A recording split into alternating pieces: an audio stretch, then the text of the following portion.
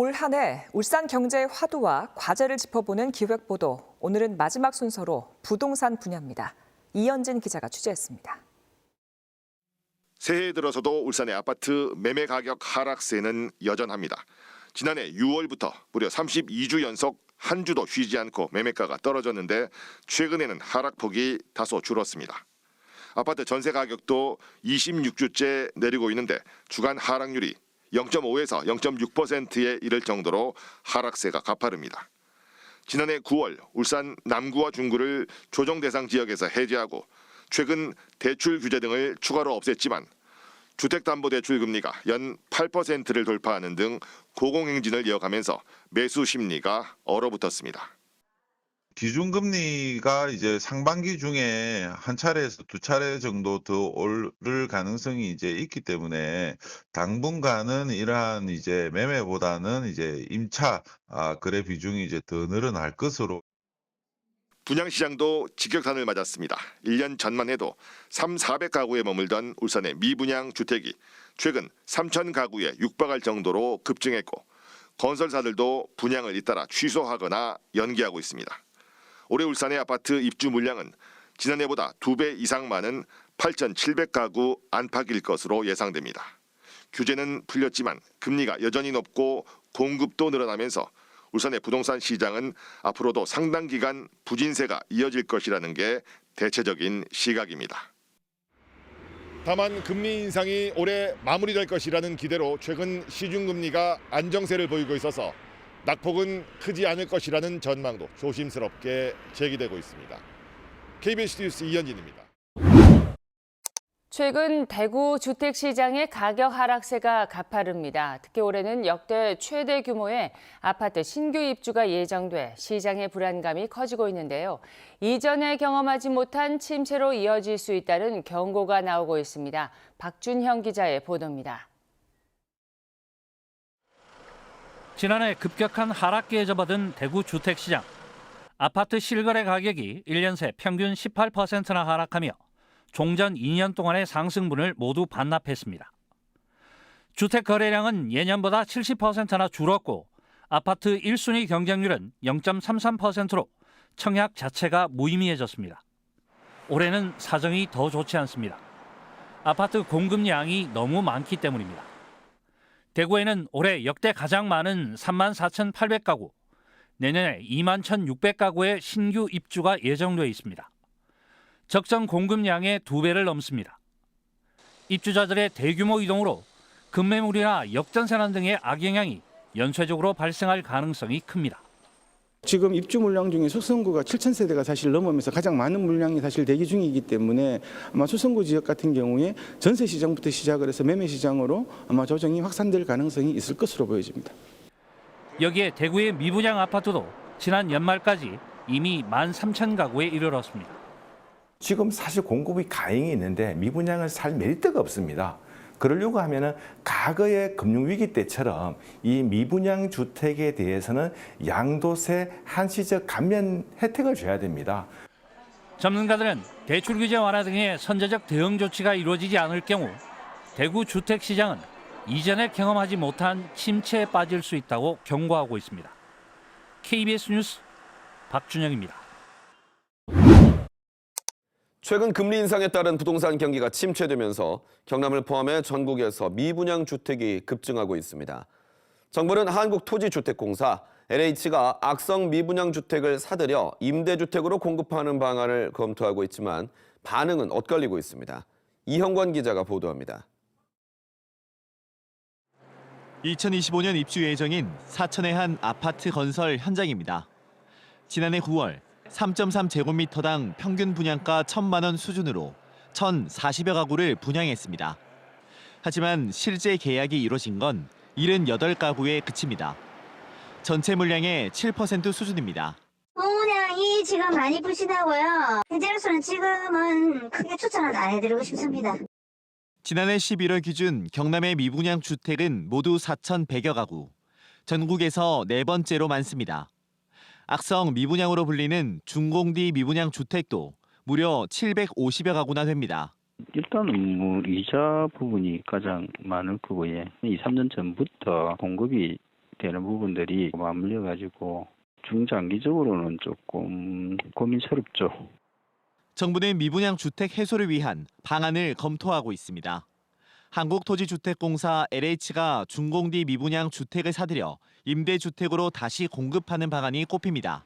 이걸 언제 해야 될지 그리고 어떤 조건으로 이걸 해야 될지 이런 거에 대해서는 저희가 조금 시기를 봐야 돼서 지금 검토 중인 거고요. 하지만 시선은 엇갈립니다. 건설업계는 자금 경색을 풀 수 있는 계기라며 반기고 있지만 업계에서는 반길 부분이죠. 그러니까 그게 터무니없이 낮은 가격에 이제 인수를 하지 않는 이상 업계에서는 일단 미분양을 해소를 할 수 있으니까 숨통은 트이는 거죠. 건설사들의 도덕적 해이를 일으키는 나쁜 선례가 될 수 있다는 지적도 나옵니다.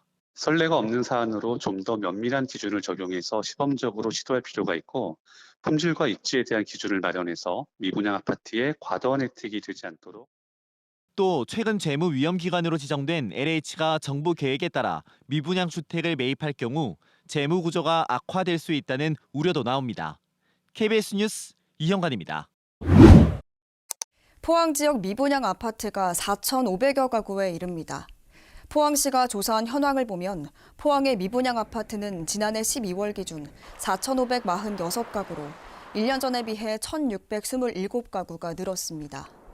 이 같은 미분양 아파트 증가는 전반적인 경기 침체와 공급 확대, 금리 상승과 분양가 상승이 겹치면서 발생한 것으로 풀이됩니다. 앞으로도 아파트 분양은 계속돼 미분양 아파트 확대 추세는 당분간 이어질 것으로 예상됩니다. 최근 도내 주택 거래량이 뚝 떨어지더니 가격도 얼어붙고 있습니다. 전국적으로 비슷한 상황에 정부가 규제 완화 카드를 꺼냈지만 오히려 제주에는 악재가 될 수 있다는 분석도 나옵니다. 문준영 기자입니다. 제주시 연동의 아파트 신축공사 현장입니다. 2021년 1순위 청약에서 최고 49대 1의 경쟁률을 기록했던 곳입니다. 한때 웃돈까지 얹으며 분양권이 거래됐지만 지금은 2, 3천만 원 낮은 매물이 속속 나오고 있습니다. 노영동에 짓고 있는 주상복합 건물도 사정은 마찬가지입니다. 최근엔 5천만 원 손해를 보며 분양권을 팔겠다는 매물까지 나왔습니다. 제주 아파트 가격을 견인하고 있는 신제주권 대단지 아파트값도 하락하고 있습니다. 지난해 상반기 연동 단지 아파트 84제곱미터는 9억 5천만 원에 거래됐지만 하반기에는 같은 평형 매물이 8억 원에 팔렸습니다. 한마디로 거래 절벽이라고 얘기할 수 있습니다. 세계적인 불경기 그리고 고금리 그리고 이제 대출이 많이 이제 제한을 받고 있는 그런 실정입니다. 그래서 아파트를 또는 이제 토지를 구매하고 싶은 그런 의지가 꺾여버린 거죠. 실제 주택 거래량도 반으로 줄었습니다. 지난해 11월 제주 지역 주택 매매 거래량은 480여 건이었습니다. 전년도 같은 기간보다 절반 가까이 줄었습니다. 정부가 규제 완화에 나섰지만 되려 제주 집값 하락에 영향을 줄 수 있다는 우려도 있습니다. 비규제 지역인 제주에 유입됐던 외지인들이 규제가 완화된 수도권으로 이탈할 수 있다는 겁니다. 하지만 제주주택을 매입하는 외지인 비율이 최근 5년간 25에서 30% 사이에 맴돌아 영향은 크지 않을 거란 진단도 있습니다. 이거는 규제가 있을 때나 없을 때나 외지인들이 제주도를 바라보는 시각은 큰 차이가 없었다라고 저는 생각을 해요.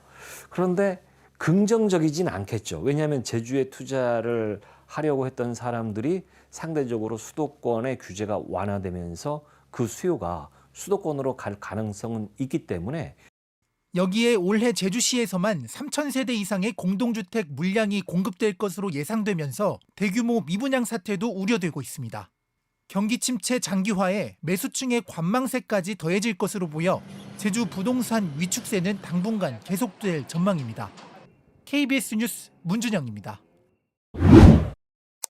금리 인상과 부동산 경기 침체로 강원 지역의 분양 시장이 꽁꽁 얼어붙고 있습니다. 내년에도 아파트 미분양이 더 늘어날 걸로 보여 미분양 한파가 기승을 부릴 전망입니다. 이영희 기자입니다. 최근 아파트 분양에서 대규모 미분양이 발생한 곳입니다. 원주의 아파트 사업장 두 곳에서 발생한 미분양 아파트만 1000세대가 넘었습니다. 잇따라 미분양이 생기면서 건설사들이 대책 마련에 나섰습니다. 중도금 무이자 대출 등 파격적인 조건을 내세운 것입니다. 2회차에서부터 6회차까지가 유이자였는데 저희가 이거를 이제 무이자로 아예 바꿨거든요. 조건 변경을 했어요. 춘천의 이 아파트는 총 분양 98세대 가운데 75세대가 미분양입니다. 금리 인상과 경기 불황의 직격탄을 맞으면서 수요자를 찾는 데 사활을 걸고 있습니다. 강원도 아파트 미분양은 지난해 12일부터 올 9월까지 줄어들다 올 10월부터 큰 폭으로 다시 늘어나기 시작했습니다. 부동산 업계에선 내년 아파트 미분양이 더 늘어날 것이라는 전망이 우세합니다. 강원도 같은 경우는 지금 비규제 지역과 서로 경쟁하고 있기 때문에 수도권 쪽에서의 수요들이 사실은 강원도 쪽까지는 가지 못하고 있다 이렇게 보시면 될 것 같습니다. 아파트 경기 침체가 미분양 증가로 이어지는 부동산 경기 사이클이 당분간 계속될 것으로 전망됩니다. KBS 뉴스 이영일입니다.